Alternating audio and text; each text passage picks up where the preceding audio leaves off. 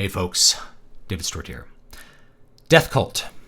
This is something that I have talked about in the past, kind of in passing, and I've talked about it in the comment section a great deal. I'm seeing a lot of other creators that are of kind of a like mind to me independently talking about the death cult, and I've written about it on my websites. I'd like to talk a little bit more about it in a video.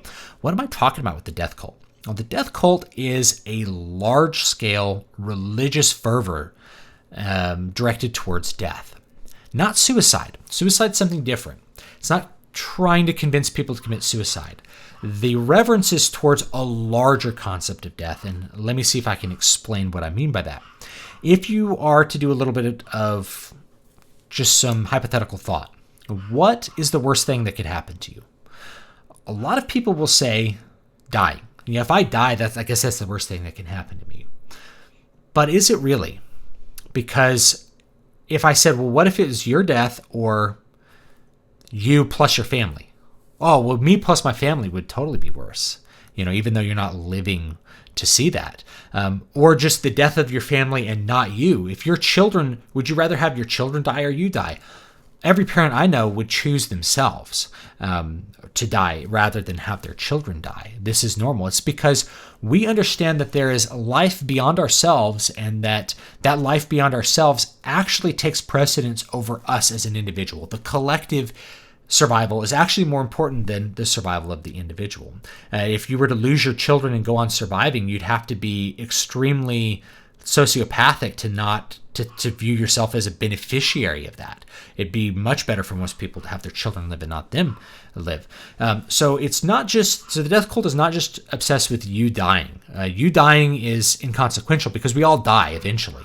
It's about you not continuing life. It's about the death of this superorganism, the death of the family, the death of the tribe, the community, the nation, the death of your culture, the death of your religion. How do nations, cultures die? Well, they die if you don't transmit them. They die if they don't continue on to the next generation.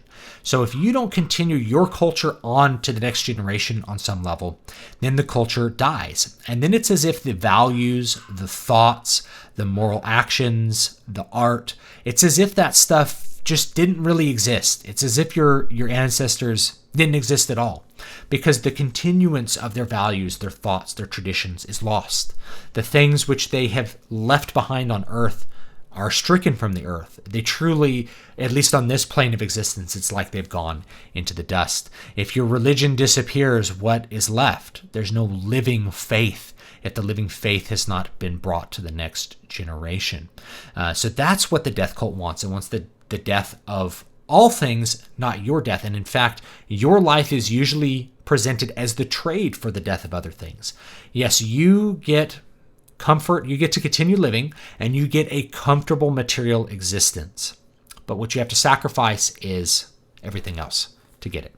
There's lots of different iterations of this. There's lots of different manifestations of the death cult. And the death cult pops up in all kinds of different arguments.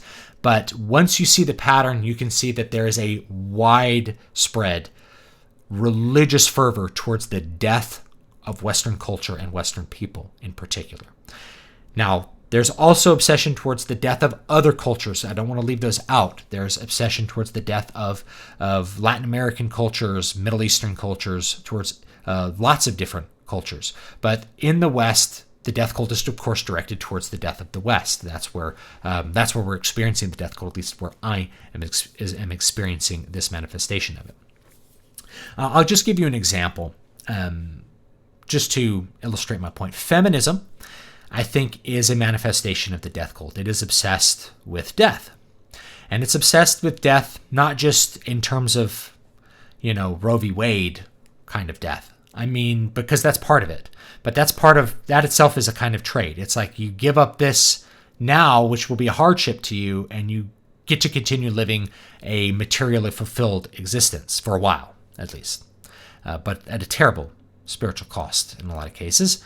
But feminism tells women that the home, like raising children in the home, is a prison. The home is a prison to them, and children are a manifestation of oppression. That it's men oppressing them for a woman to have children and raise the children. And that men's careers are fulfilling. Men have all the power. Men have all the money. And so what you need to do is go out into the workforce. You need to go out and earn money. You need to take your place alongside the men and get what you deserve. Get what men have been keeping away from you, which is power, money, and fulfillment. Now, on the other side of this, men, right away, when you start talking about some kind of fulfilling career, most men don't have a fulfilling career. They don't view their career as something that they need to feel fulfilled about. The fulfillment really comes from the purpose of the career. The purpose of work is not to just work, and it's not even to have money, because what do we spend our money on as men? Well, we spend it on our families. We spend the money on our women. Even before we're married, part of the courtship display is spending resources on a woman. You take her out to dinner, buy her dinner, and then, if things are really going well, you buy a ring to prove how committed you are in material terms to the woman. And that's going to continue into the marriage, where you provide for her and you provide for your children through your hard work. Most men, they don't view the work itself as valuable. It's what you get for the work. It's the family that you love that comes as a result of that fruitful endeavor. And unfortunately, feminism has its philosophies have convinced a lot of women to abandon childbearing. And we have now in this case, several generations of women who are past their childbearing years, and no amount of regret can make them go back to being in their 20s and 30s and having children. It's just no longer an option biologically. And they figure out that their career is not as fulfilling as they thought it would be. That their teachers and their schools and the people at their universities told them that they need to go out and have this fulfilling, wonderful career that would make them feel that their spirit is, they're having some kind of purpose in the world with spirit. And when it's not there, it's all the worse a tragedy, because you have a limited amount of time to have children.